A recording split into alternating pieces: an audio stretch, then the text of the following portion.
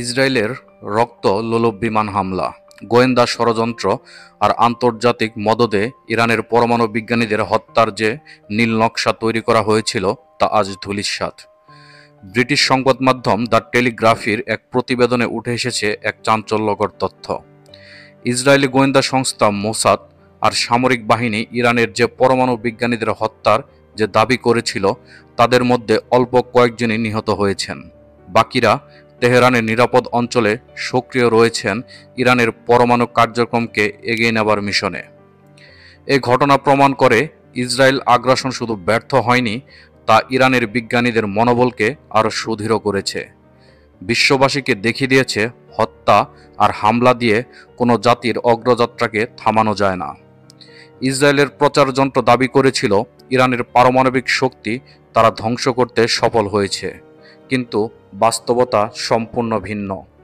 টেলিগ্রাফের প্রতিবেদন অনুযায়ী ইসরায়েলের টার্গেট করা শতাধিক বিজ্ঞানীর মধ্যে মাত্র 15 জনকে তারা হত্যা করতে পেরেছে। বাকিদেরকে নিরাপদ স্থানে সরিয়ে নেওয়া হয়েছে। তাদের পরিবারের সদস্যদেরকে রাষ্ট্রীয় নিরাপত্তা দেওয়া হয়েছে। এমনকি বিশ্ববিদ্যালয় ও গবেষণা কেন্দ্রগুলোতে ইরানের নতুন মুখগুলো ইরানের পরমাণু কার্যক্রমের সাথে জড়িত। তাদের সম্পর্কে ইসরায়েলের কোনো ধারণাই নেই। এক ইরানি সিনিয়র কর্মকর্তার ভাষ্যে, ইসরায়েল ভেবেছিল তারা আমাদের বিজ্ঞানীদের হত্যা করে আমাদের পরমাণু স্বপ্নকে গুঁড়িয়ে দিবে, কিন্তু তারা ভুল ভেবেছিল। আমরা আগে থেকে সম্পূর্ণ প্রস্তুত ছিলাম। আমরা আজও আমাদের পরমাণু গবেষণা কার্যক্রম চালিয়ে যাচ্ছি, শুধু এক ভিন্ন নামে, এক ভিন্ন স্থানে। ইসরায়েলের কর্মকর্তারা এখন বলছেন এটা মৃত মানুষের হাঁটাচলার মতো। যাদেরকে তারা মৃত ভেবেছিল তারা এখনও বেঁচে আছেন এবং তাদের কাজ চলছে। ইসরায়েলের এই হামলাকে সমর্থন জানিয়েছিল যুক্তরাষ্ট্র। ট্রাম্প প্রশাসনের শুরু থেকেই ইরানের ওপর চাপ তৈরি করা হয়েছিল। সম্প্রতি মার্কিন B-2 বোমারু বিমান ফোর্ডো পারমাণবিক স্থাপনায় বাংকার ব্লাস্টার বোমা নিক্ষেপ করে, কিন্তু ইরানের প্রতিরক্ষা ব্যবস্থা ও পূর্ব প্রস্তুতির কারণে কোনো ক্ষতি হয়নি।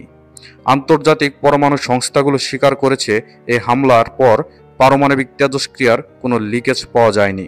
অর্থাৎ ইসরায়েলের মার্কিন জোটের হামলা ছিল একটি প্রচারমূলক ব্যর্থতা। ইসরায়েল বারবার আন্তর্জাতিক আইন লঙ্ঘন করেছে, অন্য রাষ্ট্রের সার্বভৌমত্ব হামলা করেছে, বিজ্ঞানীদের হত্যা করেছে, কিন্তু জাতিসংঘ ও পশ্চিমা শক্তিগুলো ছিল নীরব। যেখানে ইসরায়েল নিজে একটি অঘোষিত পারমাণবিক অস্ত্রের মালিক, কিন্তু ইরানের শান্তিপূর্ণ পরমাণু কর্মসূচিকে তারা হুমকি হিসেবে দেখে। ইসরায়েল নিজেরা প্রতিবেশী দেশগুলোতে হামলা হত্যা করেছে, অথচ কেউ বাধা দেয় না।